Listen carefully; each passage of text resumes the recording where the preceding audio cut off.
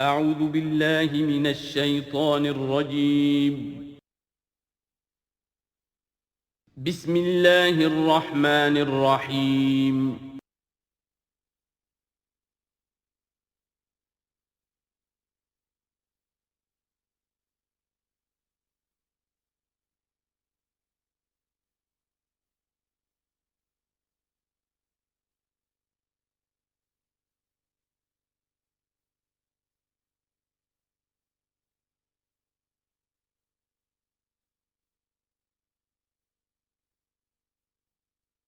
اعوذ باللہ من الشیطان الرجیم بسم اللہ الرحمن الرحیم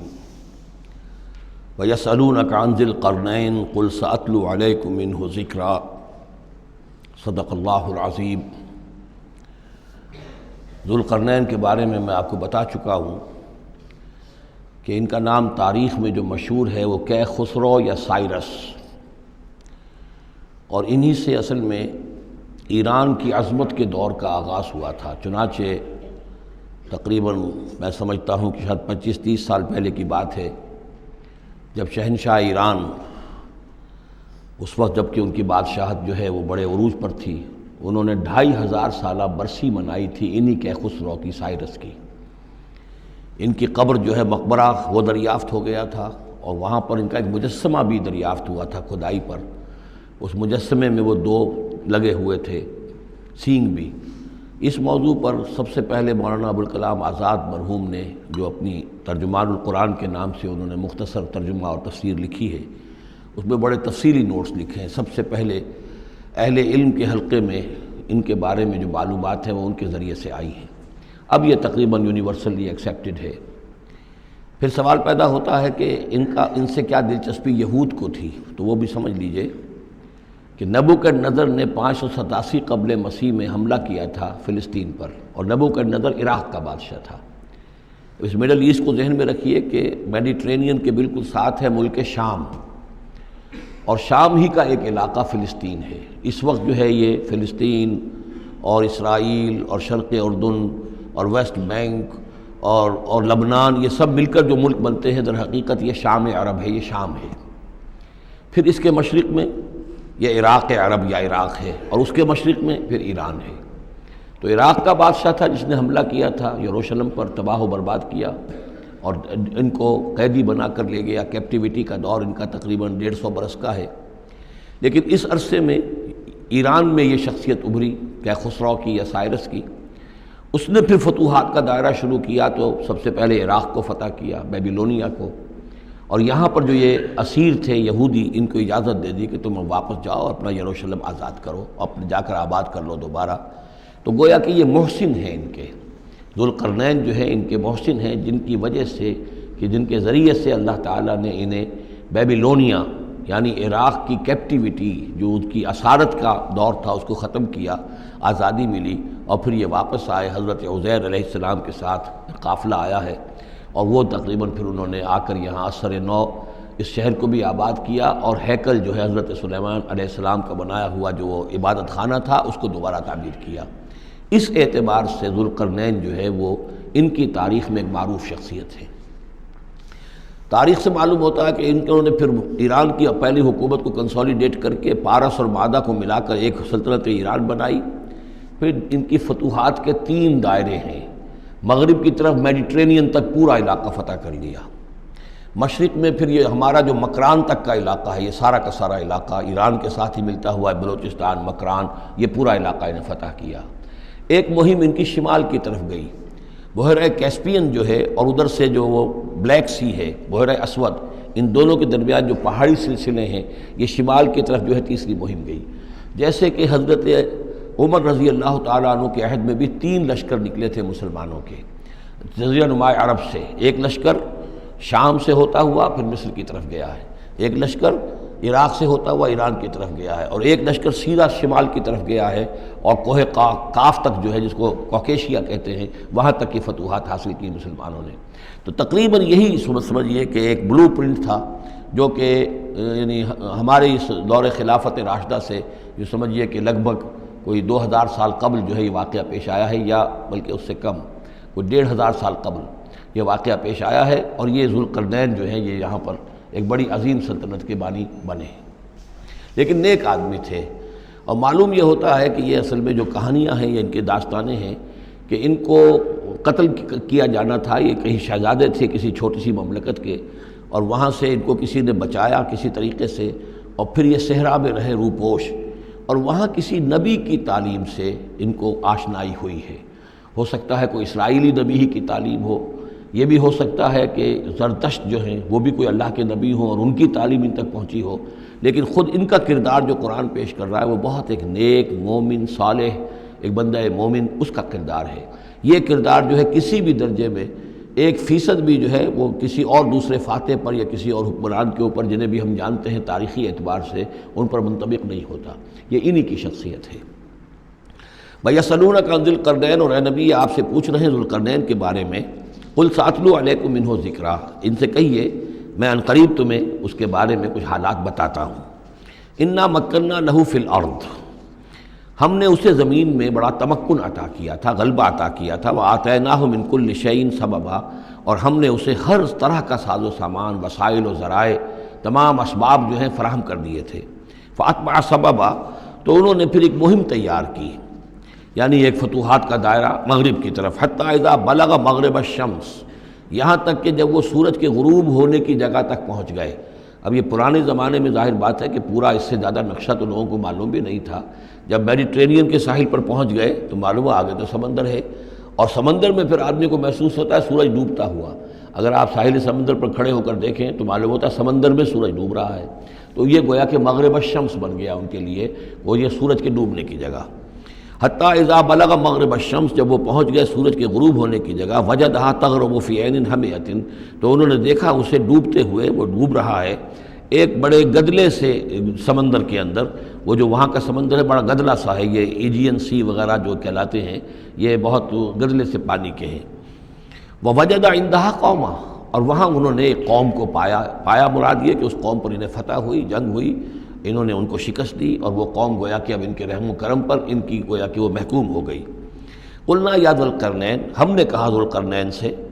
اب یا تو یہ کہ یہ شاید نبی ہوں واللہ عالم، تو اللہ تعالیٰ کا اس طریقے سے براہ راست ان کو وحی کرنا، لیکن غیر نبی کو بھی اللہ تعالیٰ الہام کے ذریعے سے، جیسا کہ ہم نے دیکھا کہ وہ تو شہد کی مکھی کو بھی لفظ وحی آیا ہے، تو یہاں آیا ہم نے کہا اے قرنین، اور یہ بھی ہو سکتا ہے یہ صورتحال کی تعبیر ہو کہ گویا کہ وہ حالات زبان حال سے یہ کہہ رہے تھے۔ قلنا یا ذوالقرنین اما ان تعذب و اما ان تتخذ فیہم حسنا، کہ یا اے ذوالقرنین تمہیں اب پورا اختیار ہے، چاہو تو یہ جو مفتوح قوم ہے تمہاری اسے تم سزا دو، عذاب دو، ستاؤ انہیں، یا یہ کہ تم ان کے اندر اچھی روش اختیار کرو، ان کے ساتھ حسن سلوک کرو۔ قال، انہوں نے کہا اما من ظلم، جو کوئی ظالم ہے، بے انصاف ہے، ہو سکتا ہے اس سے مراد کفر اور شرک بھی ہو، فسوف نعذبہ ثم یرد الی ربہ فیعذبہ عذابا نکرا، تو اسے تو ہم عذاب دیں گے، سزا دیں گے، اور پھر وہ لوٹایا جائے گا اپنے رب کی طرف، پھر اس کا رب اس کو عذاب دے گا جو اصل عذاب ہے، برا عذاب، سخت عذاب۔ وَأَمَّا مَنْ آمَنَ وَعَمِلَ صَالِحًا، اور جو لوگ ایمان لائیں گے اور یقین کریں گے حقائق پر، اللہ کو مانیں گے، وَعَمِلَ صَالِحًا، اور نیک عمل کریں گے، فَلَهُ جَزَاءً الْحُسْنَىٰ، تو اس کو ہم اچھا بدلہ بھی دیں گے، وَسَنَقُولُ لَهُ مِنْ أَمْرِنَا يُسْرًا، اور اس سے ہم اپنے معاملے میں بھی نرم بات کریں گے، یعنی یہ کہ ان سے ٹیکس اگر لینے ہیں تو نرمی کے ساتھ لیں گے، جو مفتوحہ ممالک کے ساتھ معاملہ ہوتا ہے تو ہم ان کے ساتھ نرمی کا سلوک کریں گے جو ایمان لے آئیں گے۔ ثم اتبع سبابا، مغرب کی طرف سے فارغ ہو کر پھر اب یہ مشرق کی طرف گئے، پھر انہوں نے ایک اور مہم کا بندوبست کیا، حتیٰ اذا بلغ مطلع الشمس، یہاں تک کہ جب وہ سورج کے طلوع ہونے کی جگہ تک پہنچ گئے۔ اب یہ جہاں تک تاریخی طور پر ثابت ہے وہ صرف مکران کے علاقے تک اتنی دور تک آئے ہیں، واللہ عالم، ہو سکتا ہے کہ مکران کے ساحل پر کھڑے ہو کر بھی انہیں محسوس ہوا ہو کہ بس اب یہ سورج جو ہے غروب ہو رہا ہے یا طلوع ہو رہا ہے وہاں سے، مطلع الشمس، تو وہاں جب پہنچے،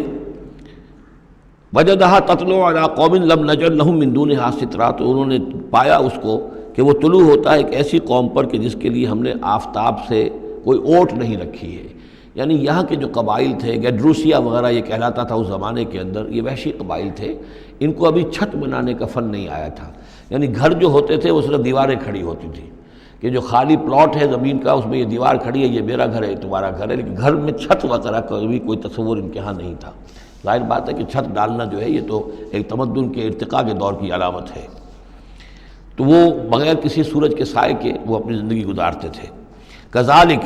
ایسا ہی ہوا وہاں بھی، یعنی جو پہلے ہوا تھا کہ یہاں بھی معاملہ وہی ہوا کہ اللہ تعالیٰ نے اختیار مطلق انہیں دیا، فتح دی، لیکن انہوں نے یہاں بھی یہی کہا کہ جو نیک لوگ ہوں گے ان کے ساتھ ہم نرمی کریں گے اور جو شریر ہوں گے ان کو سخت سزا دیں گے۔ وقد احطنا بما لدیہ خبرا، اور ہمیں پوری طرح معلوم ہے کہ جو وہاں اس کی خبر ہوئی اور جو بھی حالات وہاں گزرے، جو ماجرا وہاں ہوا۔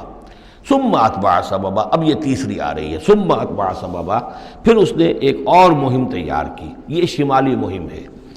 حتیٰ اذا بلغ بین السدین، یہاں تک کہ جب وہ دونوں پہاڑوں کے درمیان پہنچ گئے، دو سد، دو دیواروں کے درمیان پہنچ گئے، تو یہ سمجھ لیجئے بحیرہ کیسپیئن داہنی طرف ہے مشرق میں، اور بلیک سی، بحیرہ اسود، بحر اسود، اس کے درمیان یہ سلسلہ کوہ ہے، اور یہ پیرلل چلتے ہیں دو، اور ان کے درمیان سے پھر وہ درے ہیں کہ جن میں سے ہو کر شمالی علاقے سے جو وحشی قبائل تھے وہ آ کر یہاں حملہ کرتے تھے، تاخت و تاراج کرتے تھے، لوٹ مار کر کے چلے جاتے تھے، جن کو یاجوج ماجوج کہا گیا ہے۔ حتیٰ اذا بلغ بین السدین، جبکہ یہ پہنچے ان دونوں دیواروں کے درمیان، وجد من دونہما قوما، تو انہوں نے پایا ان دونوں کے ورے ایسے لوگوں کو، لا یکادون یفقہون قولا، یہ لوگ بھی ایسے تھے غیر متمدن، کیونکہ بات سمجھتے نہیں تھے، یعنی زبان ایسی ہوگی کہ جو ان کی سمجھ میں نہیں آ رہی تھی، لیکن یہ کہ کسی نہ کسی ذریعے سے انہوں نے اپنا ایک مطلب، اپنی ایک عرضداشت پیش کی۔ قالوا یا ذا القرنین، انہوں نے کہا کہ اے ذو القرنین، ان یاجوج و ماجوج مفسدون فی الارض، یاجوج اور ماجوج جو قومیں ہیں یہ زمین میں بہت فساد مچانے والی ہیں۔ فہل نجعل لک خرجا، تو کیا ہم آپ کے لیے ایک سالانہ خراج مقرر کر دیں، الا ان تجعل بیننا و بینہم سدا،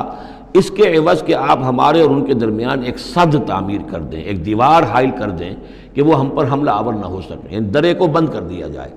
یوں سمجھیے جس اصول پر کہ آج کل ڈیم بنتے ہیں، ڈیم پہاڑی سلسلہ یوں آ رہا ہے، پہاڑی سلسلہ یوں آ رہا ہے، دریا درمیان میں سے گزر رہا ہے، آپ نے اس گزرگاہ پر ایک دیوار کھڑی کر دی تو یہ گویا کہ ایک آرٹیفیشل لیک کریٹ ہو گئی، پانی یہاں جمع ہو رہا ہے۔ تو اگر پہاڑی سلسلے دو چل رہے ہوں، ان کے درمیان جو راستہ ہے اس کو اگر بند کر دیا جائے، ایک دیوار کھڑی کر دی جائے، اور اس دیوار کے مضبوط دیوار ہو، تو ظاہر بات ہے کہ پھر ادھر سے کوئی آ کر حملہ آور نہیں ہو سکتا، ان کے لیے ایک حفاظت کا سامان ہو جاتا ہے۔ یہاں یہ سمجھ لیجئے کہ یاجوج ماجوج سے کیا مراد ہے۔ حضرت یافس علیہ السلام، جو تین بیٹے تھے حضرت نوح علیہ السلام کے، سام، حام، یافس، سامی نسل کے بارے میں تو ہم نے بہت کچھ سمجھ لیا کہ حضرت ابراہیم بھی سامی نسل سے تھے، پھر قوم عاد بھی سام ہی کے نسل کی ایک شاخ تھی، قوم سمود بھی اسی کی شاخ تھی، یہ تمام جو ہے یہ تو سیمیٹک ریسز ہیں۔ حضرت یافس کی اولاد نے یہ سینٹرل ایشین ماؤنٹینز کا جو سلسلہ ہے اس کو کراس کیا اور شمال میں چلے گئے، اور شمال میں جا کر دائیں بائیں پھیل گئے، پھر یہ میدان ہے، ٹنڈرے کا میدان اور فلانے میدان اور بڑے بڑے کھلے میدان ہیں، تو گویا کہ ایشیا کو درمیان میں جو سلسلہ کوہ تقسیم کر دیتا ہے، ایک شمالی حصہ ہے، ایک اس کے جنوبی حصہ ہے، یہ شمالی میں چلے گئے اور جا کر پھر پھیلنے میں وہ مشرق کی طرف آئے تو چین اور ہند چینی تک یہ ساری قومیں جو ہیں یہ یلو ریسز، یہ انہی کی نسل سے ہیں، اور مغرب میں چلے تو روس، اور روس سے ہو کر روس کے ساتھ ملتا ہوا علاقہ ہے اسکینڈینیوین کنٹریز کے ساتھ، پھر وہاں سے وہ اتر کے، اور یورپ کے بھی جو یہ مغربی ممالک ہیں، اینگلو سیکسنز جو ہیں، یہ بھی در حقیقت اسی سے اسکینڈینیوین کنٹریز سے اترے ہوئے لوگ ہیں۔ تو یوں سمجھ لیجئے کہ ویسٹرن یورپ اور ایسٹرن یورپ کا بھی خاص طور پر شمالی علاقہ، اور پورا یہ روس کا علاقہ، اور پورا صحرائے گوبی، اور پورا چین، اور وہاں تک جو ہے ہند چینی تک، یہ یافس کی نسل ہے۔ یافس کے جن بیٹوں کے نام تورات میں آئے ہیں، کئی نام ہیں، وہ کوئی ایک دو نہیں، ان میں گوگ اینڈ میگوگ بھی ہے، توبال بھی ہے، موسک بھی ہے، موسک ایک شخص کا نام ہے، اور موسکو ہو سکتا ہے کہ اسی نے آباد کیا ہو اور وہیں سے وہ نام بنا ہو۔ توبال اور بالٹک سی جو ہے اس ایریا کے اندر جو ہے بالٹک سٹیٹس، توبال ان کے ایک بیٹے کا نام تھا، یہ تورات کے اندر نام دیے گئے ہیں۔ گوگ اینڈ میگوگ، جاجوج ماجوج، یہ بھی انہی کے بیٹوں کے۔ یہ تمام اقوام جو ہے یہ وحشی ہیں، اور یہ تاخت و تاراج کرنا، لوٹ مار کرنا، یہ ان کا طریقہ ہے، اور ان کا ہے ذکر جو یہاں پر ہو رہا ہے۔ یہ جو سیلاب آیا تھا، کولونیل سیلاب جو ہم پر آیا تھا، جس میں کہ یہ اینگلو سیکسنز تھے، یہ سب کے سب جو ہیں یہ اسی نارڈک ریسز سے ہیں، یہ بھی یاجوج اور ماجوج کی نسل ہیں۔ ایک سیلاب ان کا آ چکا ہے جو آیا تھا یورپ کے سے نکل کر، یہ کولونیل سیلاب آیا اور پوری دنیا کے اوپر چھا گیا تھا، ایشیا اور افریقہ کو انہوں نے فتح کیا، کولونائز کیا۔ اب اگرچہ ان کی وہ بساط ایک دفعہ تو لپیٹ دی گئی ہے، وہ واپس چلے گئے ہیں، انڈائریکٹلی ہم پر حکومت کر رہے ہیں، ابھی ان کے جو ملٹی نیشنلز ہیں ان کے ذریعے سے یا بینکوں کے ذریعے سے، IMF کے ذریعے سے، ورلڈ بینک کے ذریعے سے، انڈائریکٹ حکومت ہے جو نیو ورلڈ آرڈر ہے۔ لیکن یہ ہے کہ ابھی ایک اور جو سیلاب ان کا آنے والا ہے وہ آتا ہے احوال قیامت کے معاملات میں۔ آرمگڈون کے بعد جب حضرت مسیح علیہ السلام کا نزول ہو چکے گا اور یہودیوں کا خاتمہ ہو چکے گا، اور پھر یہ کہ تمام جو عیسائی ہیں وہ مسلمان ہو جائیں گے، عیسائیت ختم ہو جائے گی حضرت مسیح علیہ السلام کے آنے کے بعد، اور مسلمان اور عیسائی مل کر ایک ملت بن جائیں گے، سب مسلمان ہوں گے۔ اس کے بعد آخری سیلاب پھر آنا ہے جو اس کے خلاف وہ احادیث میں آتا ہے، پھر وہ یاجوج اور ماجوج کا ہوگا۔ اور میرے نزدیک یہ یاجوج اور ماجوج جو ہیں وہ ایسٹرن علاقے سے آئیں گے، چائنا وغیرہ سے، ہند چینی سے۔ آرمگڈون جو ابھی ہونی ہے فوری طور پر بڑی جنگ، اس میں یہ لوگ جو ہیں بیٹھے رہیں گے، یہ جنگ میں حصہ نہیں لیں گے۔ یہ مڈل ایسٹ میں جنگ ہوگی، یورپین پاور ساری ہوں گی، کرسچین پوری طاقتیں ہوں گی، اور ادھر جو ہے مسلمان ہوں گے، اور حضرت مہدی جو ظاہر ہوں گے، جو اللہ تعالیٰ ایک عنایت کرے گا مسلمانوں کو لیڈر عرب کے اندر، وہ پیدا ہوں گے، مجدد ہوں گے، اور ان کے ذریعے سے عرب کے اندر ایک اسلامی حکومت بھی قائم ہوگی۔ لیکن ان کے لیے مدد کے لیے خراسان کے علاقے سے فوجیں آئیں گی، مشرق سے آئیں گی، اور یہ علاقہ جو ہے وہ ہے جو ہمارے قریب ہے اور ہم بھی اسی علاقے میں ہیں۔ اللہ تعالیٰ ہمیں توفیق دے کہ یہاں وہ ہم پہلے اس نظام میں خلافت قائم کریں، تاکہ یہاں سے پھر فوجیں جائیں اور حضرت مسیح کے ساتھ ہو کر اور حضرت مہدی کے ساتھ ہو کر عیسائیوں اور یہودیوں کے ساتھ جنگ کریں، اور بالآخر پھر یہ کہ پوری دنیا میں اسلام کا بول بالا ہوگا۔ لیکن جب یہ ہو چکے گا اس کے بعد ایک سیلاب پھر آئے گا یاجوج اور ماجوج کا۔ تو یہ چونکہ پوری ایک سلسلہ ہے، ایک نسلیں ہیں اس کے اندر بہت سی، تو ان میں چونکہ تفسیری اعتبار سے بہت سی باتیں جو ہیں مختلف آراء بھی سامنے آئیں گی، تو میں نے جو رائے میری ہے وہ آپ کے سامنے بیان کر دی ہے۔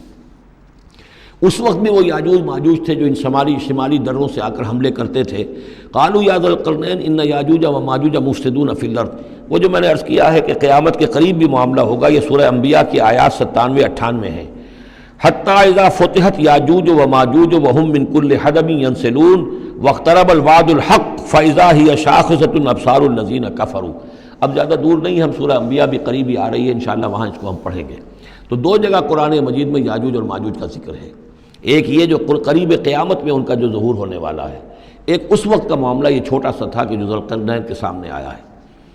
تو کیا ہم آپ کے لیے ایک سالانہ خراج طے کر دیں تاکہ آپ ہمارے لیے یہاں ایک سد تعمیر کر دیں، ایک بند باندھ دیں یہاں پر؟ قال ما مکنی فیہ ربی خیر۔ اب دیکھیے ان کا کردار، ان کا مجھے جو کچھ میرے رب نے دے رکھا ہے، دولت دے رکھی ہے، مال دے رکھا ہے، وہ بہت بہتر ہے اس سے کہ جو تم مجھے پیش کر رہے ہیں، مجھے خراج کی ضرورت نہیں ہے۔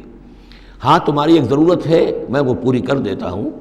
فاعینونی بقوت، مجھے مین پاور فراہم کرو، باقی ساری سامان جو ہے میں فراہم کر لوں گا، لیکن بہرحال اس کو بنانے کے لیے، دیوار بنانے کے لیے اور دونوں پہاڑوں کے درمیان اتنی بڑی جو سد تعمیر کرنے کے لیے جو مین پاور چاہیے، اعینونی بقوت، تو محنت کے ذریعے سے، مین پاور کے ذریعے سے میری مدد کرو۔ اجعل بینکم و بینہم ردما، میں ان کے اور تمہارے درمیان ایک موٹی دیوار بنا دوں گا۔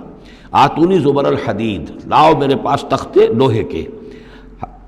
حتیٰ اذا ساوا بین الصدفین، یہاں تک کہ جب دونوں جو اونچانے تھیں اس کے درمیان کا پورا علاقہ پر ہو گیا، بھر گیا، وہ لوہے کے تختے جو ہیں اس کے اندر بھرے جا رہے ہیں۔ حتیٰ اذا ساوا، برابر کر دیا دونوں پھانکوں تک پہاڑ کی، قال انفخوا، اب ان کا کہ آگ جلاؤ اس کے نیچے، وہ دہکا دی بھٹی جس سے کہ اب وہ لوہا گرم ہوا اور لوہے کی تختے جو ہیں وہ گرم ہو گئے۔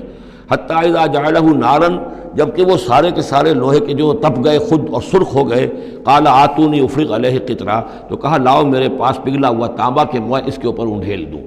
تو اس طریقے سے گرین فورس کنکریٹ سے بھی 10 گنا سمجھیے مضبوط شے انہوں نے بنا دی کہ اس میں لوہا اور پھر لوہا سیسا یا تانبا پلایا ہوا، تو اس طریقے سے ایک بڑی مضبوط دیوار قائم کر دی۔ اس دیوار کے جو آثار اب بھی موجود ہیں، دیوار تو موجود نہیں ہے، یہ داریال اور دربند کے درمیان یہ کشادہ راستہ ہے اب بھی، یہ ویسٹ کوسٹ جو ہے کیسپین کا، اس کے ساتھ اس کی لمبائی 50 میل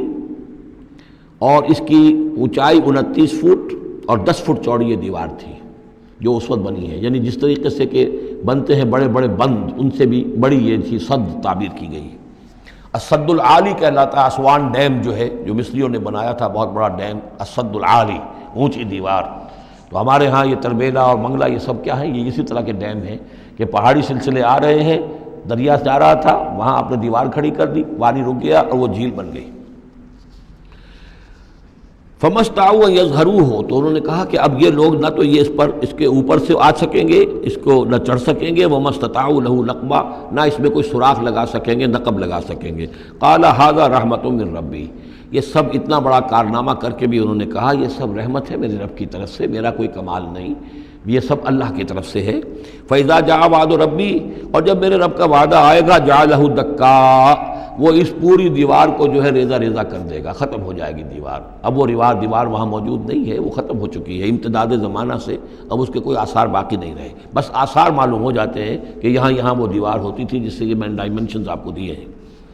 وَكَانَ وَعْدُ رَبِّی حَقًّا، اور میرے رب کا وعدہ جو ہے وہ حق ہے، سچ ہے، پورا ہو کر رہے گا۔ وَتَرَكْنَا بَعْضَهُمْ يَوْمَئِذٍ يَمُوجُ فِي بَعْضٍ، اب جب یہ وقت آئے گا اللہ تعالیٰ کا قیامت کا وقت، تو ہم چھوڑ دیں گے اس روز ان کو، یہ ایک دوسرے میں گتھم گتھا ہو جائیں گے۔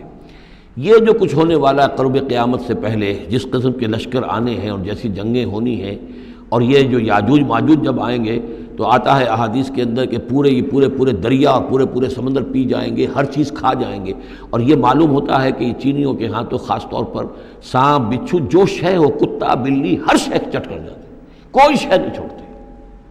اور میں سمجھتا ہوں کہ شاید آدم خور بھی ہو یہ کہ کسی وقت میں جب ان کو ضرورت پڑے تو آدمی کو بھی کھا جائیں، جو کتے کو، بلی کو، سانپ کو، بچھو کو، ہر چیز کو کھا جاتے ہیں۔ تو ان لوگوں کا معاملہ جو ہے واقعتاً یہ جب ابھی تو ذرا رکے ہوئے ہیں، کنٹینڈ ہے ایک طرح سے، لیکن ایک وقت میں ان کا بند کھلے گا، اور چونکہ پھر یہ جو ہے تمام چاروں طرف ان کے پہاڑ ہیں، ہر پہاڑ کی اونچائی پر سے من کل حدب ینسلون، نیچے اترتے ہوئے نظر آئیں گے۔ اور یہ نقشہ بعین ہی اسی طرح اخبارات میں آیا تھا جب 62 میں وار ہوئی ہے نیفا میں، جو ہندوستان کا مشرقی جو علاقہ تھا جہاں کہ چین اور بھارت کی جنگ ہوئی ہے، تو اس کے الفاظ جو اخبارات میں آئے تھے، waves after waves of Chinese soldiers were coming down the slopes, لہروں کی طرح، موجوں کی طرح چلے آئے۔ ان کے تو اتنے آدمی ہیں، ان کا تو کہنا یہ ہے کہ تم سب کے سب ہلاک ہو جاؤ گے، ہمیں تم ہلاک نہیں کر سکتے، ہم تو چیونٹیوں کی طرح جو ہے بلوں کے اندر گھس جائیں گے، ایٹمک وارفیئر کے بعد تمہارا تہس نہس ہو جائے گا، ہمارا کچھ نہیں بگڑے گا، ہم پھر نکلیں گے اور پوری دنیا کو فتح کریں گے، وہ یہ کہتے ہیں۔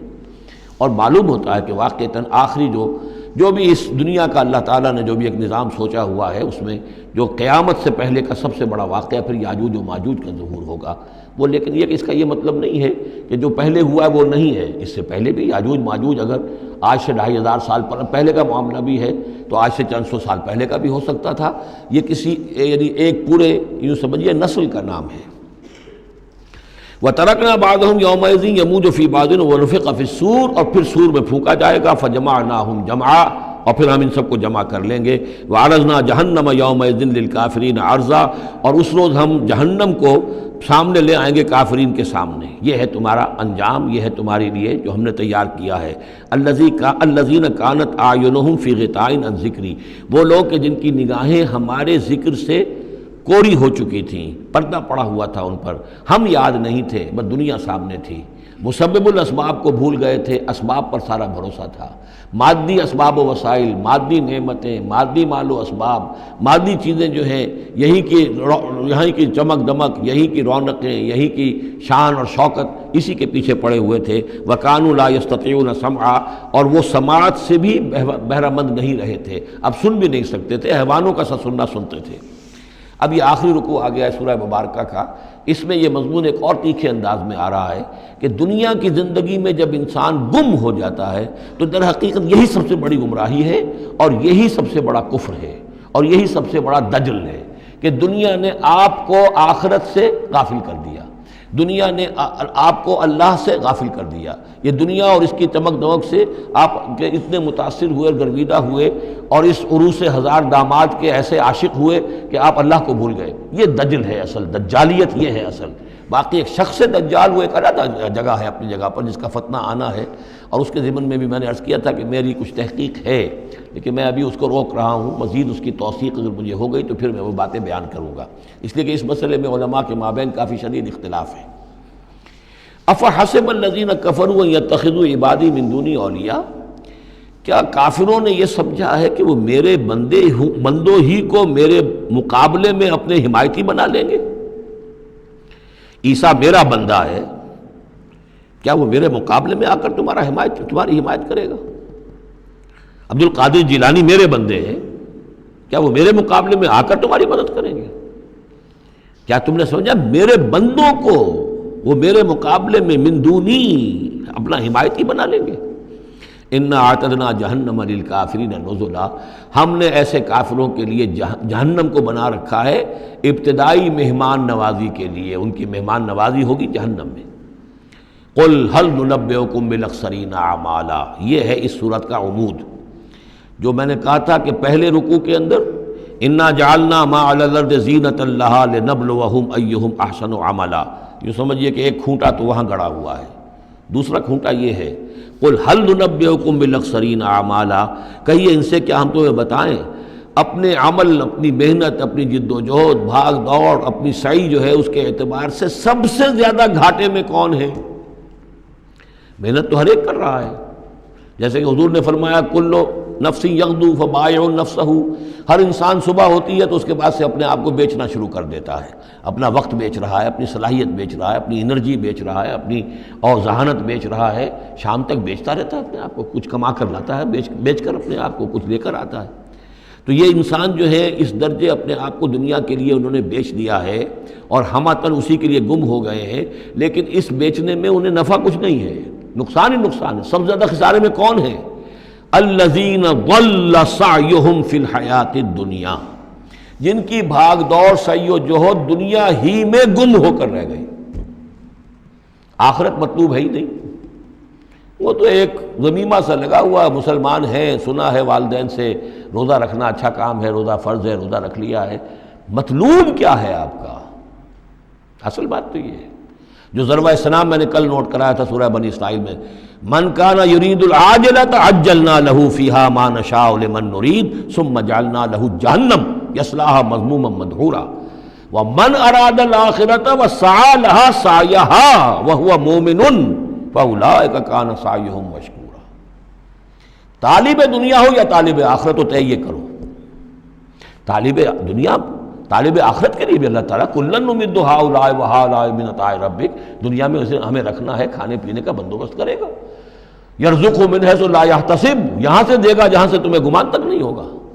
لیکن تم پہلے طے کرو تم طالب دنیا ہو یا طالب آخرت ہو۔ اور سب سے زیادہ گھاٹے میں وہ ہے من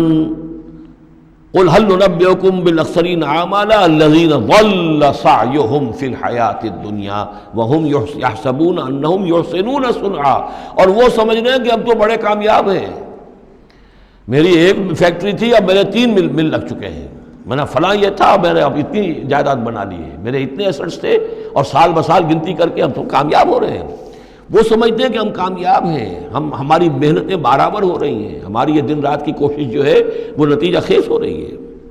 اولئک الذین کفروا بآیات ربہم، یہ وہ لوگ ہیں جنہوں نے اپنے رب کی آیات کا انکار کیا، چاہے کہتے ہوں کہ ہم اللہ کو مانتے ہیں، قرآن کو مانتے ہیں، لیکن حقیقتاً اگر طالب دنیا ہے تو گویا کہ وہ اللہ کی آیات کا انکار کر رہا ہے۔ اللہ تو کہتا ہے اصل زندگی وہ ہے، وَإِنَّ دَارَ الْآخِرَةَ لَهِيَ الْحَيَوَانُ، تم اصل زندگی اس کو سمجھے بیٹھے ہو، تو تم نے کہا اللہ کی بات کی تصدیق کی، تم نے تو اللہ کی بات کو جھٹلایا ہے۔ اولئک الذین کفروا بآیات ربہم ولقائہ فحبطت اعمالہم، یہ جو جھوٹی پھوٹی کوئی نیکیاں کرتے ہو اپنے دل کی تسلی کے لیے، جھوٹے تسلی دینے کے لیے، کوئی مسلی کھلا دیے، کوئی غریبوں کا کام ہو گیا، کوئی کسی کے لیے، یہ نیکیاں ہمارے ہاں قطعاً ان کی کوئی حیثیت نہیں، ان کے سارے اعمال اس قسم کی نیکیاں حبط ہو جائیں گی۔ فلا نقیم لہم یوم القیامت وزنا، تو اس دن ہم ان کے لیے قیامت کے دن جو ہے کوئی ان کا وزن قرار نہیں دیں گے، یا ان کے اعمال کو تولیں گے ہی نہیں۔ اعمال تو ان کے تلیں گے جن میں ایمان ہو، جن میں ایمان ہی نہیں ان کا اعمال کیا تلنا ہے؟ فلا نقیم لہم یوم القیامت وزنا۔ اب یہ ہے 2 مقامات جو میں نے کہا ہے کہ ایک کھوٹا وہاں ایک کھوٹا یہاں، اسی لیے ابتدائی آیتیں اور آخری آیتیں سورہ کہف کی خاص طور پہ دجالی فتنے سے محفوظ رہنے کے لیے ان کو یاد رکھا جائے، ان کو پڑھا جائے، اور یہ کہ اللہ توفیق دے تو ہر جمعے کو سورہ کہف کی تلاوت کی جائے۔ درمیان میں پھر میں نے بتایا تھا زینت کا لفظ آیا، ترید زینت الحیات الدنیا، کچھ اور آگے چل کر المال والبنون زینت الحیات الدنیا، تو یہ زینت دنیا اور زیبائش اور آرائش، اور یہ تمہیں اپنے اندر گم کر لیتی ہے، تمہیں نہ خدا کی ہوش ہے نہ آخرت کی ہوش ہے۔ ذالک جزاؤہم جہنم، یہ وہ لوگ ہیں کہ جن کا بدلہ جہنم ہے، بما کفروا، بسبب اس کے کہ انہوں نے کفر کیا، واتخذوا آیاتی ورسلی ہزوا، اور انہوں نے میری آیات اور میرے رسولوں کو ٹھٹھا سمجھ لیا۔ رسول آ کر یہ کہہ رہے ہیں کہ اصل زندگی وہ ہے، یہ سمجھتے نہیں یہ ہے۔ مان لیا ہوگی آخرت، چلو دیکھا جائے گا، کچھ نہ کچھ تو ہے نا، کچھ نیکیاں بھی ہم نے کر رکھی ہیں اور کچھ بہرحال ہمارے بچانے والے بھی ہیں، ہم سب بھی جو ہیں آخر حضور نے شفاعت ہماری کر ہی دینی ہے۔ جیسے یہودی کہتے تھے کہ ہم تو یہودی ہیں تو ہم تو اللہ کے بیٹوں کے مانند ہیں، چہیتے ہیں، لاڈلے ہیں۔ اب وہ آخری حصہ ان الذین آمنوا، جب ان کفار کی کیفیت یہ ہے، اور کفار سے مراد یہاں پر وہ منکر نہیں ہے، وہ کفار ہیں جو حقیقت کے اعتبار سے طالب دنیا بن گیا، چاہے اس نے لیبل اسلام کا لگا رکھا ہو، مسلمانوں کا وہ بہت بڑا لیڈر ہو، قائد ہو، کچھ بھی ہو، جو طالب دنیا ہے فی الواقع وہ ہے در حقیقت کی جو اصل کافر ہے۔ جس کو کہ ایک بزرگ کا قول جو ہے بہت عرصے بعد آج مجھے یاد آیا ہے کہ جو دم غافل سو دم کافر۔ اسی طرح جو شخص طالب دنیا ہے حقیقت میں وہ کافر ہے۔ قانوناً وہ مسلمان ہوگا، مسلمان ہو، مسلمانوں کا لیڈر ہو، وہ پیر ہو، وہ کوئی بڑا عالم ہو، کچھ بھی ہو، لیکن طالب دنیا، اصل طالب دنیا کا ہے یا آخرت کا، یہ طے کرنے والی بات ہے۔ ان الذین آمنوا وعملوا الصالحات کانت لہم جنات الفردوس نزلا، اس کے برعکس وہ لوگ جو ایمان لائے اور جنہوں نے نیک عمل کیے، ایمان کے سارے تقاضوں کو بھرپور طور پہ ادا کیا، یہ وہ لوگ ہوں گے جن کے لیے ٹھنڈی چھاؤں والے باغات ہوں گے، ان کے وہاں پر مہمان نوازی نزل ہوگی، نزل ابتدائی، بڑی اونچی جو ہے اس کائنات کے اندر گیلیکسیز ہیں، کہاں کہاں پہ جنتیں ملیں گی، اہل جنت کو اس کا آپ تصور بھی نہیں کر سکتے۔ اس میں تو یہاں تک آتا ہے کہ ایک اوپر کے درجے والے کو نیچے درجے والا جنتی ایسے دیکھے گا جیسے تم زمین پر بیٹھ کے ستاروں کو دیکھتے ہو۔ یہ پوری کائنات آخر کس لیے بنائی ہوئی اللہ نے؟ کتنے اور سیارے ہیں اور کتنی اور جگہیں ہوں گی، کہاں کہاں اللہ تعالیٰ جو ہے جنتیں دے گا، لیکن پہلی نزول جو ہے یہی ہونا ہے، اسی زمین پر، قصہ زمین برسر زمین۔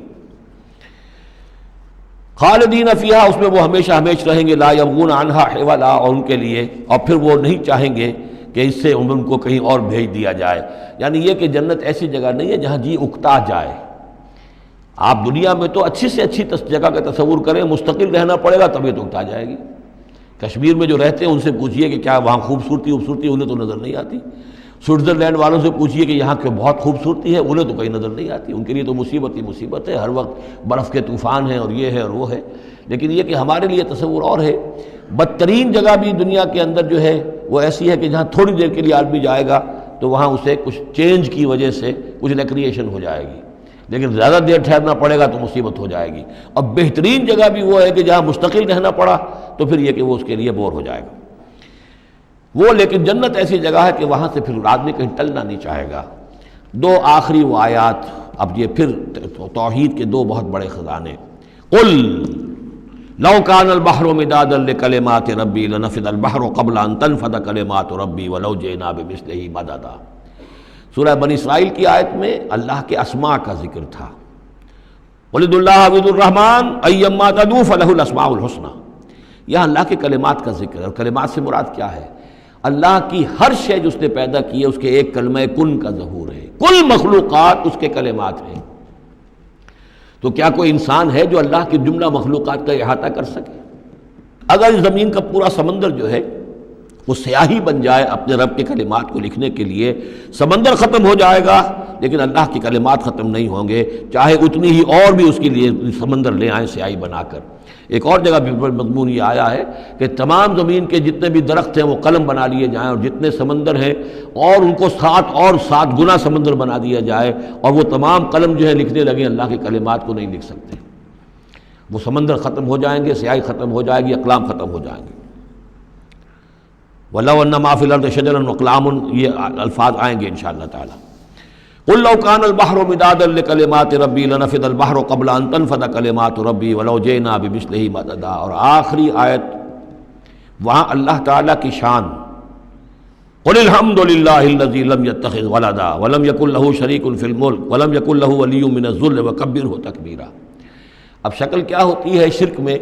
یا تو اللہ کو اوپر سے اتار کر نیچے لے آتے ہیں، انسانوں کی صف میں، مخلوقات کی صف میں کھڑا کر دیا، یا انسانوں میں سے کسی کو اٹھا کر اور خدا کے برابر کر دیا۔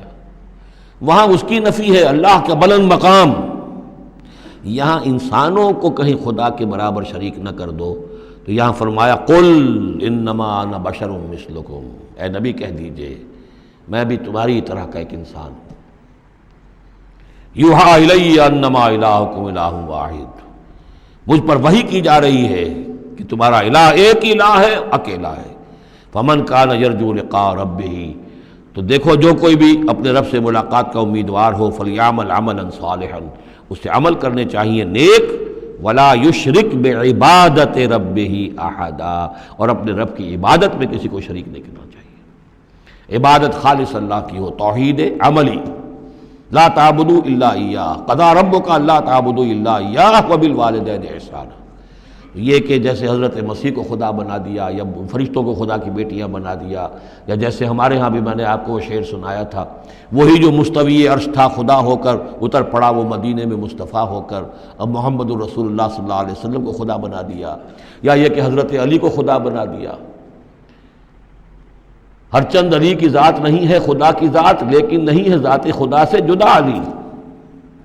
اور غالب صاحب کہتے ہیں کہ مشغول حق ہوں بندگی ابو تراب میں، میں جب حضرت ابو تراب حضرت علی کی بندگی کرتا ہوں تو میں گویا کہ در حقیقت اللہ کی بندگی کر رہا ہوں۔ اور یہاں آغا خانیوں میں جو ہے 10 اوتار ہیں حضرت علی، 9 اوتار ہندوؤں کے پہلے تھے، 10ویں اوتار حضرت علی ہیں، تو یہی کچھ ہوتا ہے۔ قل انما انا بشر مثلکم یوحی الی انما الہکم الہ واحد فمن کان یرجو لقاء ربہ فلیعمل عملا صالحا ولا یشرک بعبادت ربہ احدا۔ اب آئیے سورہ مریم، بسم اللہ الرحمن الرحیم، کاف ہا یا عین صاد، 5 حروف ہیں یہ ایک ہی صورت ہے قرآن مجید میں جس میں 5 حروف آئے ہیں مقطعات جڑواں۔ ایک صورت اور ہے سورہ شورى، اس میں 5 ہیں لیکن 2 علیحدہ لکھے جائیں گے، حامیم، اور ایک آیت بن جائے گی، عین سین قاف، یہ دوسری آیت ہے۔ یہاں یہ ایک ہی آیت اور جڑواں لکھے ہوئے حروف مقطعات 5 ہیں۔ ذکر رحمت ربک عبدہ زکریا، اب یہ وہی ساری چیزیں تقریباً آ رہی ہیں کہ جو ہم سورہ آل عمران میں پڑھ چکے ہیں، اور یہ اس زمانے میں نازل ہوئی جبکہ ابھی ہجرت حبشہ ہونے والی تھی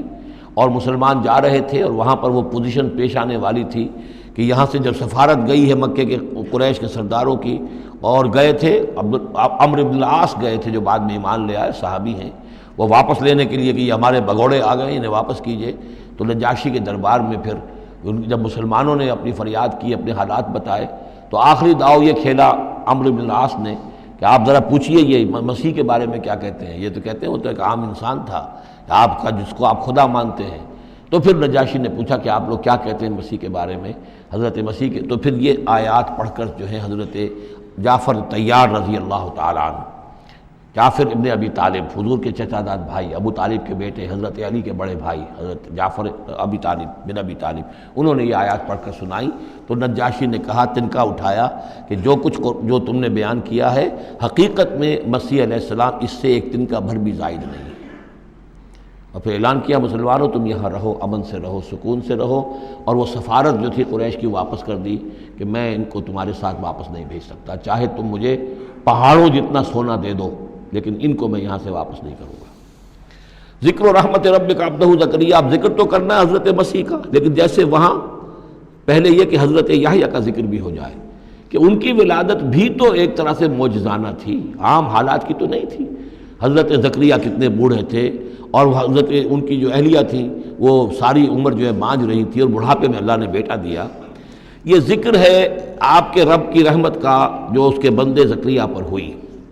علی نبینا علیہ الصلوۃ والسلام، اذ نادى ربہ نداء خفیا، جبکہ انہوں نے پکارا اپنے رب کو، دعا کی چپکے چپکے دل ہی دل میں،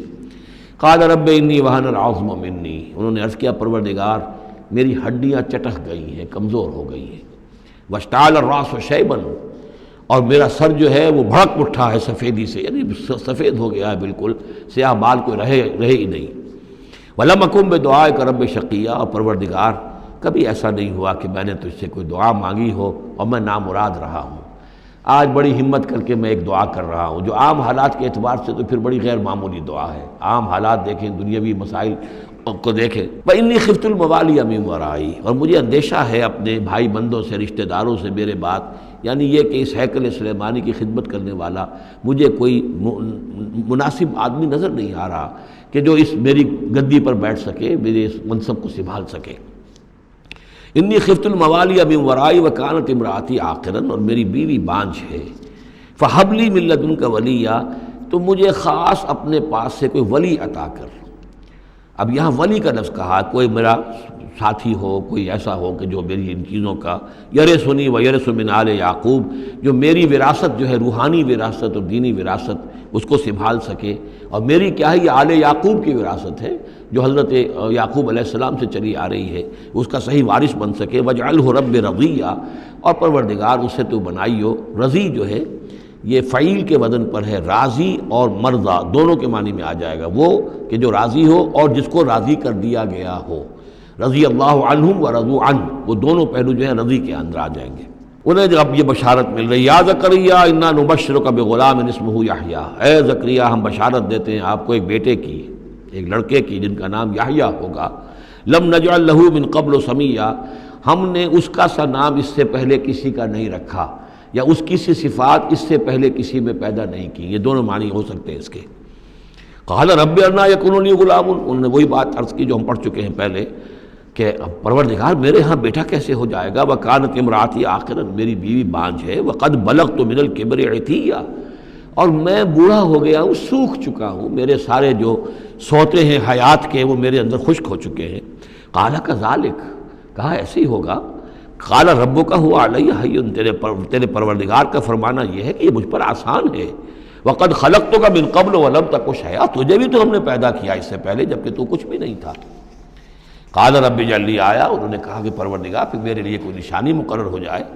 قال آیتک الا تکلم الناس ثلاث لیال سویا، کہا کہ نشانی یہ ہوگی تمہارے لیے کہ اب تم 3 دن تک متواتر، 3 راتوں تک متواتر گفتگو نہیں کر سکو گے لوگوں سے۔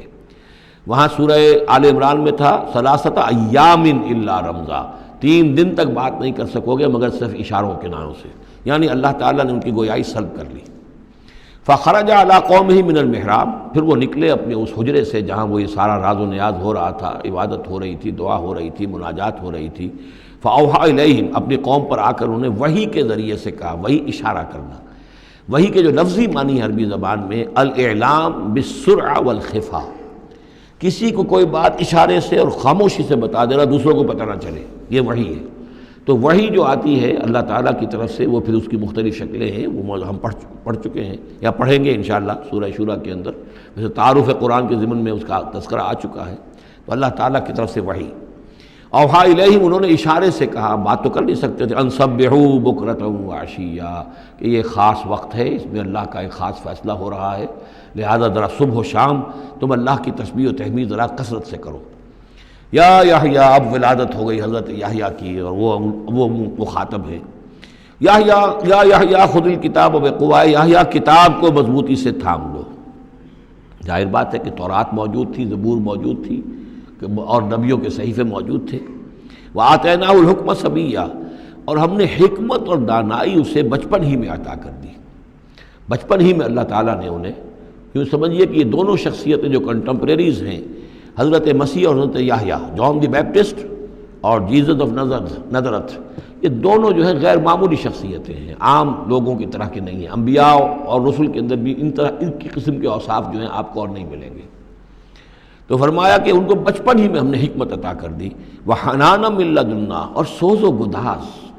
ہم سے محبت، اور محبت بھی سوز و گداز والی، ان کی طبیعت کے اندر رقت، سوز و گداز، حنانا من لدنا وزکاہ، اور ہم نے ستھرائی، پاکیزگی، پاکی ان کی گھٹی کے اندر گھول گھول کر ڈال دی۔ وکانا تقیہ، اور بہت ہی متقی تھے، وبرم بوالدیہ، اور اپنے والدوں کے ساتھ بہت حسن سلوک کرنے والے، ادب کرنے والے۔ ولم یکن جبارا عصیا، نہ وہ خود سر تھے اور نہ سخت تھے، بلکہ یہ کہ شاید یہ اس قسم کی کوئی باتیں غالباً کہیں انجیل وغیرہ میں آ گئی ہوں گی جس کی نفی کے لیے یہ الفاظ یہاں آ رہے ہیں۔ اس لیے کہ حضرت مسیح کے بارے میں تو انجیل میں کچھ الفاظ ہیں کہ حضرت مریم کو انہوں نے استحقار کے ساتھ خطاب کیا، وہ عورت، اس طرح کے الفاظ، تو قرآن نے کہا کہ نہیں، وہ ایسا نہیں تھا، وہ اپنی والدہ کے ساتھ اس طرح کی جو ہے گستاخی کے ساتھ پیش آنے والا نہیں تھا، شاید ایسی کوئی بات تو میرے ذہن میں نہیں ہے۔ وسلام علیہ یوم ولد، اور سلام اس پر جس دن کہ اس کی ولادت ہوئی، و یوم یموت، اور جس دن کہ وہ مرے، و یوم یبعث حیا، اور جس دن کہ وہ اٹھایا جائے دوبارہ زندہ کر کے۔ اب یہ تو قصہ ہو گیا حضرت زکریا اور حضرت یحییٰ کا۔ وَاذْكُرْ فِي الْكِتَابِ مریم، اب ذکر کیجئے اس کتاب میں، قرآن میں، مریم کا، سلام علیہا اذ انتبذت من اہلہا مکانا شرقیہ، جب کہ انہوں نے اپنے آپ کو اپنے لوگوں سے ایک شرقی گوشے کے اندر مقید کر لیا۔ کوئی اعتکاف کی شکل جیسے ہوتی ہے، کوئی پردہ لگا دیا ہوگا کہ ہیکل کے مشرقی گوشے کے اندر کہیں انہوں نے عبادت کے لیے یا کوئی خاص اسی طرح کے معاملے کے لیے لوگوں سے علیحدہ ہو کر، فاتخذت من دونہم حجابا، ان سے انہوں نے پردہ تان لیا اور لوگوں سے علیحدہ ہو کر، باقی لوگ جو تھے ان سے علیحدہ ہو کر وہ گویا خلوت کا ایک سامان ہو گیا۔ فارسلنا الیہا روحنا، تو ہم نے اس کی طرف اپنے ایک فرشتے کو بھیج دیا۔ روح فرشتہ، پھر دیکھیے نوٹ کر لیجیے، فرشتہ بھی روح، وحی بھی روح، اور قرآن بھی روح، اور روح انسانی بھی روح۔ فارسلنا الیہا روحنا فتمثل لہا بشرا سویا، تو اس نے صورت اختیار کر لی ان کے سامنے ایک مکمل انسان کی۔ قالت انی اعوذ بالرحمن منک ان کنت تقیا، اب حضرت مریم سلام علیہا ایک دم دہشت زدہ ہو گئی، میں اللہ کی پناہ طلب پکڑتی ہوں تم سے، اگر تو واقعی کوئی تقی ہے، وہ نیک آدمی ہے، یعنی اس میری خلوت میں، میری علیحدگی کے اندر اس طرح اچانک تمہارا آ جانا کوئی برا ارادہ تو نہیں ہے، کوئی نیت تمہاری خراب تو نہیں ہے۔ انی اعوذ بالرحمن منک، میں پناہ پکڑتی ہوں رحمان کی تم سے، ان کنت تقیہ، اور اس میں اپیل بھی ہے اگر تم متقی ہو اور اللہ کے ڈرنے والے ہو تو کسی غلط قسم کا ارادہ نہ کرنا۔ قال انما انا رسول ربک، انہوں نے کہا نہیں، میں انسان نہیں ہوں، میں تو آپ کے رب کی طرف سے بھیجا ہوا فرشتہ ہوں۔ لأہب لک غلاما زکیہ، اللہ تعالیٰ نے مجھے بھیجا ہے کہ آپ کے لیے ایک بہت ہی پاک اولاد جو ہے وہ میں آپ کو عطا کروں آپ کے لیے۔ قالت انا یکون لی غلام، حضرت مریم نے کہا میرے لیے بیٹا کیسے ہو جائے گا؟ ولم یمسسنی بشر، مجھے کسی مرد نے آج تک چھوا تک نہیں ہے، ولم اکو بغیہ، اور نہ میں کوئی آبرو باختہ عورت ہوں، میں کوئی اس طرح کی آوارہ عورت نہیں ہوں، نہ کسی مرد سے میرا کوئی معاملہ ہوا ہے۔ قال کذالک قال ربک هو علی حی، ایسے ہی ہوگا، بغیر کسی مرد کے اس کے تعلق کے اور بغیر کسی اور اس طرح کے معاملے کے اولاد آپ کے ہاں ہوگی، بیٹا ہوگا۔ قال ربک هو علی حی، آپ کا رب فرماتا ہے کہ مجھ پر بڑا آسان ہے، میرے لیے کوئی بھاری بات نہیں ہے۔ وَلِنَجْعَلَهُ آیَةً لِلنَّاسِ، اور اس کو تو ہم بنانا چاہتے ہیں لوگوں کے لیے ایک نشانی۔ حضرت عیسیٰ کی ولادت معجزانہ، رفع سماوی معجزانہ، پھر بڑے بڑے معجزے جو ہیں، تو اس اعتبار سے واقعہ یہ ہے کہ ان کی شخصیت بہت ہی ایک یعنی غیر معمولی اور بہت ممیز شخصیت ہے۔ وَرَحْمَةً مِنَّا، انہیں ہم ذریعہ بنانا چاہتے ہیں اپنی رحمت کا۔ وَكَانَ أَمْرًا مَقْضِيًّا، اور یہ تو وہ کام ہے، یہ فیصلہ وہ ہے، کان امرا مقضیہ، یہ طے شدہ ہے، اللہ کی طرف سے اس کا فیصلہ ہو چکا ہے۔ فحملتہ، تو انہیں اس کا حمل ٹھہر گیا۔ فانتبذت بہ مکانا قصیا، تو اب وہ اسے لے کر دور جگہ چلی گئی۔ یہ ہے بیت لحم جو 8 میل کے فاصلے پر تھا اس ہیکل سلیمانی سے، وہاں علیحدگی میں، چونکہ اب ظاہر بات ہے کہ حمل بڑھے گا، اب لوگ کیا ہیں دیکھیں گے، کیا کریں گے، کسی جگہ پر انہوں نے تنہائی میں کسی جگہ جا کر اپنے آپ کو علیحدہ جو آئسولیٹ کر لیا، فانتبذت بہ، آئسولیٹ کر لیا اپنے آپ کو، اب اس کو لے کر، اپنے حمل کو لے کر، فانتبذت بہ مکانا قصیا، ایک دور کی جگہ، بعید مکان میں۔ فاجاء المخاض الی جذع النخلہ، تو جب وہ ولادت کا وقت ہوا اور درد ذہ ہوئے تو اس درد کے اندر وہ ایک کھجور کی جڑ کو انہوں نے مضبوطی سے پکڑا۔ قالت یا لیتنی مت قبل ھذا وکنت نسیا منسیا، اور کہا کاش کہ میں اس سے پہلے مر چکی ہوتی، اب کیا کہوں گی، کیا منہ دکھاؤں گی، اس بچے کا کیا کروں گی، کہاں لے کے جاؤں گی، دنیا کیا کہے گی، میری صورت کیا بنے گی۔ اللہ کی وہ بندی جو ہے کانپ رہی ہے، لرز رہی ہے۔ یا لیتنی مت قبل ھذا، کاش کہ میں اس سے قبل مر چکی ہوتی، وکنت نسیا منسیا، اور مجھے بھول چکے ہوتے لوگ، میری یاد بھی لوگوں کے ذہنوں سے محو ہو چکی ہوتی، کاش۔ فناداها من تحتها، تو پکارا اسے اس کے نیچے سے۔ عام خیال یہ من کے حوالے سے یہ ہے کہ فرشتہ ہی ہے کہ جس نے پھر پکارا ہے، وہ لیکن نیچے ہے، یہ ذرا اونچائی پر ہے، بلندی پر ہے، اور وہ کہیں نیچے ہے، نشیب میں ہے، اور اس لیے کہ ظاہر بات ہے کہ ولادت کے موقع پر اور وضع عمل کے موقع پر اس کا قریب ہونا ویسے بھی مناسب نہیں۔ لیکن ایک اس کی جو قرات ہمارے آفیشیل قراتوں میں من بھی ہے، فناداہا من تحتہا، پکارا اسے اس نے جو اس کے نیچے تھا، یعنی ولادت ہو گئی ہے حضرت مسیح علیہ السلام کی اور بچہ جو ہے اب وہ بول رہا ہے۔ میں اس معنی کو زیادہ ترجیح دیتا ہوں، اس لیے کہ ظاہر بات ہے کہ اگر بچے نے اس وقت کلام نہ کیا ہوتا تو کیسے یقین آتا کہ حضرت مریم لے کر آتی اس بچے کو کہ بعد میں یہ بچہ بول پڑے گا۔ اللہ تعالیٰ نے وہاں اس بچے سے کلام کرا دیا ہے، انہوں نے دیکھ لیا ہے بچہ بول رہا ہے، تو بچے نے من تحتہا، یہ میرے نزدیک وہ قرات بھی وہ زیادہ صحیح ہے اور ہے ہماری آفیشیل قرات میں ہے یہ من تحتہا و من تحتہا۔ تو جو بھی تھا نیچے انہوں نے، اس نے کہا لا تحزنی، اگر واقعتاً یہ حضرت مسیحی وہی بچہ جو نو مولود ہے وہی بول رہا ہے تو گویا کہ لا تحزنی، امی جان آپ اس میں پریشان نہ ہو، غمگین نہ ہو، قد جعل ربک تحتک سریا، اور دیکھیے اب اللہ تعالیٰ نے آپ کے قدموں تلے ایک چشمہ نکال دیا ہے، وَحُزِّ إِلَيْكِ بِجِذِعِ النَّخْلَةِ، اور ذرا اسی درخت کے جو سوکھی جڑ درخت کی اس کو ذرا ہلائیے، تُسَاقِطْ عَلَيْكِ رُطْبًا جَنِيًّا، تو یہ تازہ اور بڑی تازہ جو ہیں پکی ہوئی کھجوریں آپ پر گریں گی، فَكُلِي وَاشْرَبِي۔ اب یہ سارا معجزہ وہ دیکھ رہی ہیں، تب جرأت ہوئی ہے انہیں بچے کو لے کر آنے کی کہ وہ بچہ بول بھی گیا ہے اور اسی سوکھی ہوئی وہ کھجور کے جو ہے تنے میں سے کھجوریں جو ہے پکی ہوئی اور بڑی تازہ جو ہے وہ بھی گر رہی ہے، چشمہ بھی پانی کا نکل آیا ہے۔ فَكُلِي وَاشْرَبِي، تو کھائیے اور پیئے، وَقَرِّ عَيْنًا، اور اپنی آنکھیں ٹھنڈی کیجیے، فَإِمَّا تَرَيِنَّ مِنَ الْبَشَرِ أَحَدًا، تو پھر اگر آپ دیکھیں کسی انسان کو، کوئی انسان آپ کے سب سے پوچھے،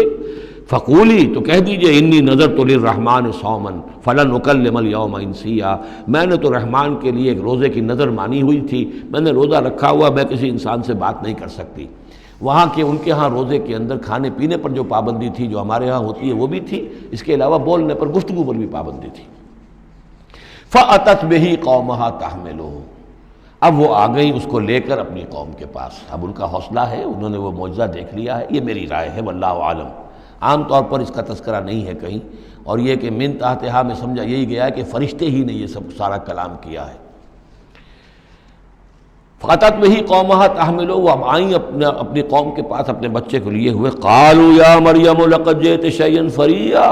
اب انہوں نے، اے مریم یہ تو تم بڑا طوفان چڑھ لائی ہو، یہ کیا کر لائی ہو، یہ تمہارے ہاں تمہاری گود میں بچہ ہے، یہ کس کا بچہ ہے؟ یا اخت ہارون، اے ہارون کی بہن، ہو سکتا ہے کہ ان کے ایک بھائی ہو ہارون نامی، اور ہو سکتا ہے کہ چونکہ حضرت ہارون کی نسل سے ہیں یہ، لہٰذا صرف ان کی طرف ایک نسبت دی ہو کہ تم سوچو کس جد امجد کی تم نسل سے ہو اور تم نے کس قدر یہ گری ہوئی حرکت کی ہے۔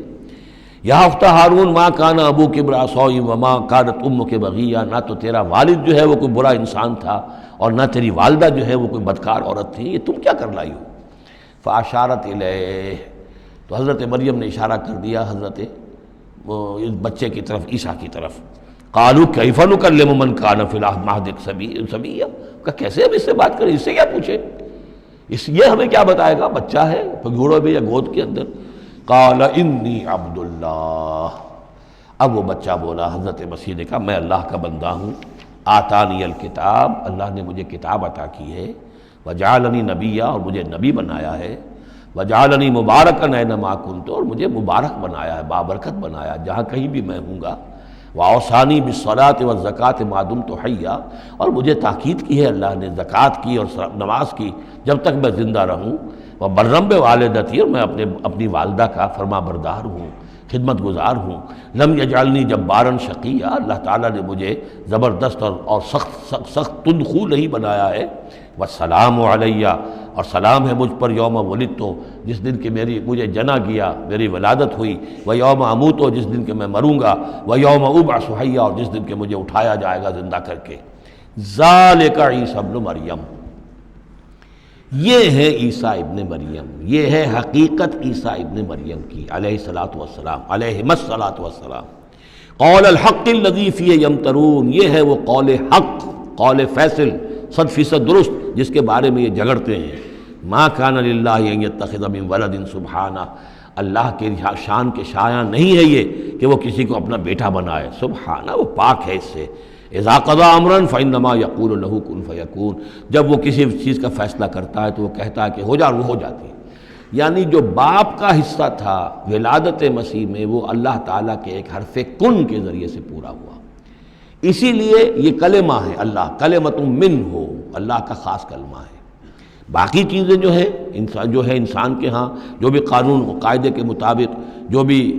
بایولوجیکل جو طریقہ ہے اس کے مطابق ہو رہے ہیں، وہ چل رہا ہے، لیکن جہاں وہ ایک رکھنا ہے وہاں اللہ کا ایک خصوصی کن جو ہے اس نے اس خلا کو پر کیا ہے۔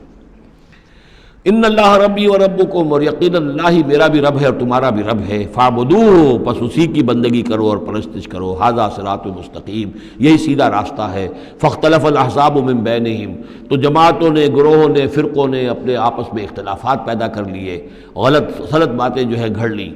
فویل للذین کفروا من مشہد یوم عظیم، تو ہلاکت اور بربادی اور تباہی ہے ان کافروں کے لیے اس دن کی پیشی، اس بڑے دن کی پیشی سے۔ اس بڑے دن جب پیش ہوگی، حقیقت کھل جائے گی، حضرت مسیح کی حقیقت بھی واضح ہو جائے گی، تو جو انہوں نے من گھڑت عقیدے بنا لیے تھے، جن لوگوں نے ان عقیدوں پر جان دی ہوگی، ان کے لیے پھر ہلاکت اور بربادی ہوگی۔ اسمع بہی وابصر، اس پیشی کے دن تو ان کی سماعت بھی کیا اچھی ہوگی اور آنکھیں بھی کتنی کھلی ہوں گی، ہر حقائق کو وہ دیکھ رہے ہوں گے، کیا ہی اچھا سن رہے ہوں گے اور کیا ہی اچھا دیکھ رہے ہوں گے۔ یوم یاتوننا، جس دن کہ وہ ہمارے پاس آئیں گے، لیکن الظالمون اليوم فی ضلال مبین، لیکن آج یہ ظالم جو ہے کھلی گمراہی میں مبتلا ہیں۔ وانذرہم یوم الحسرۃ اذ قضی الامر، اور اے نبی ان کو خبردار کر دیجیے اس یوم الحسرت سے، وہ جو یوم قیامت ہے، حسرت کا دن ہے وہ، جس دن کے فیصلے کر دیے جائیں گے۔ وہم فی غفلۃ فہم لا یؤمنون، اور یہ غفلت کے اندر مبتلا ہیں اور ایمان نہیں لائیں گے۔ انا نحن نرث الارض ومن علیہا، ہم ہی یقیناً وارث ہوں گے زمین کے، سب ختم ہو جائیں گے، زمین اور اس کا سب کچھ جو کچھ ہے مال، اس کی وراثت ہمیں منتقل ہو جائے گی۔ وَإِلَيْنَا يُرْجَعُونَ، اور ہماری ہی طرف یہ لوٹائے جائیں گے۔ وَاذْكُرْ فِي الْكِتَابِ ابراہیم، اور ذرا تذکرہ کیجئے اس کتاب میں ابراہیم کا بھی۔ انہ کان صدیقا نبیا، یقیناً وہ صدیق نبی تھے۔ اذ قال لابیہ، یاد کرو جب کہ انہوں نے کہا اپنے والد سے، یا ابت، ابا جان، لما تعبد ما لا يسمع ولا يبصر، کیوں آپ پوچھتے ہیں، بندگی کرتے ہیں ایسی چیزوں کی جو نہ سن سکتے ہیں نہ دیکھ سکتے ہیں، ولا یغنی عنک شیئا، نہ آپ سے کسی چیز کو دور کر سکتے ہیں کہ آپ کے کچھ کام آ سکتے ہیں۔ یا ابت، ابا جان، یہ بہترین مقام ہے قرآن مجید کا کہ کوئی داعی، کوئی مبلغ، کوئی حق کی طرف بلانے والا اپنے بڑے کو، کسی بزرگ کو اگر بلا رہا ہو تو کس انداز میں بلائے گا؟ ظاہر بات ہے کہ اس کا ادب ملحوظ رکھتے ہوئے، یا ابت، یا ابت، ابا جان، ابا جان، اس انداز میں، لٹ مارنے کے انداز میں نہیں۔ یا ابت انی قد جاءنی من العلم ما لم یاتک، ابا جان میرے پاس وہ علم آیا ہے جو آپ کے پاس نہیں آیا تھا، میرے پاس وہی آئی ہے، اللہ نے مجھے حقائق سے واقف کیا ہے۔ فإما یأتینکم منی ھدی، میرے پاس وہ ہدایت آئی ہے، فاتبعنی، پس میری پیروی کیجئے، میرے پیچھے چلیے، میرا کہنا مانیے، اہدک صراطا سویا، میں آپ کو دکھاؤں گا سیدھا راستہ، رہنمائی کروں گا آپ کی سیدھی راستے کی طرف۔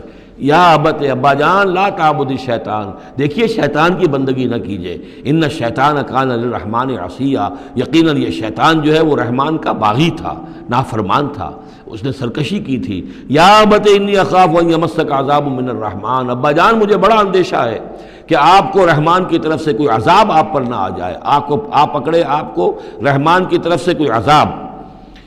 فتکون للشیطان ولیا، تو پھر آپ شیطان ہی کے ساتھی بن کر رہ جائیں۔ قال راغب انت عن آلہتی یا ابراہیم، کہاں یہ لجاجت ہے، کہاں یہ استداح کا انداز ہے، کہاں یہ فرعونی انداز میں کہا ہے باپ نے، اے ابراہیم کیا تم میرے آلہہ سے، میرے معبودوں سے کنارہ کشی کر رہے ہو؟ اراغب انت عن آلہتی یا ابراہیم لئن لم تنتہی، اگر تم باز نہ آئے، لارجمنک، میں تمہیں رجم کر دوں گا، ہلاک کر دوں گا، سنسار کر دوں گا، واہجرنی ملیہ، اور فوراً تو ذرا میری نگاہوں سے دور ہو جاؤ، میں تمہاری اس بات کو برداشت نہیں کر سکتا، فوراً میری نگاہوں سے دور ہو جاؤ، کچھ دیر کے لیے تو میری نگاہوں سے چلے جاؤ۔ قال سلام علیک، انہوں نے کہا سلام، ساستغفر لک ربی، میں اپنے رب سے آپ کے لیے استغفار کرتا رہوں گا، انہ کان بی حفیہ، وہ مجھ پر بڑا مہربان ہے، واعتزلکم وما تدعون من دون اللہ، اور میں کنارہ کشی کرتا ہوں آپ سے بھی اور ان تمام معبودوں کو جن کو آپ پوج رہے ہیں اللہ کے سوا۔ وادعو ربی، میں تو اپنے رب کو پکاروں گا، اسی سے دعا کروں گا، عسیٰ اللہ اکون بدعاء ربی شقیہ، اور مجھے یقین ہے کہ میں اپنے رب کو پکار کر اس سے دعا کر کے نامراد نہیں رہوں گا۔